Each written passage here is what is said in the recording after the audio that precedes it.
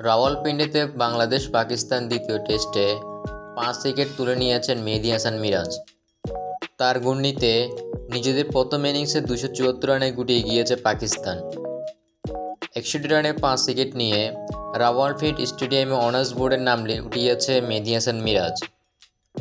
ম্যাচের প্রথম দিন বৃষ্টিতে ভেসে যাওয়ার পরে কার্যত দ্বিতীয় দিনে শুরু হয় মাঠের খেলা।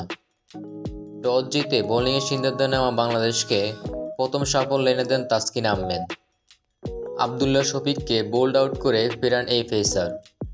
প্রথম সেশনে লাঞ্চের আগে আর কোনো উইকেট হারায়নি স্বাগতিক পাকিস্তান। তবে বিরতির পরের সেশনে শুরু হয় মিরাজের তাণ্ডব। 50 করা দুই ব্যাটার শান মাসুদ এবং সাইম আইয়ুবকে বিদায় করেন মেহেদী হাসান মিরাজ। চা বিরতির পরও সে ধারা অব্যাহত রাখেন মিরাজ। এ যাত্রায় একে একে প্যাভিলিয়নে ফিরান কুবরান আলী ও আব্রাহামকে। মেহেদী হাসান মিরাজের 5 উইকেটের মধ্যে 2টি ক্যাচ, 2টি লিটনে স্টাম্পিং এবং একটিতে তিনি লেগ বি-4-এর ফাঁদে ফেলেন ব্যাটারদেরকে।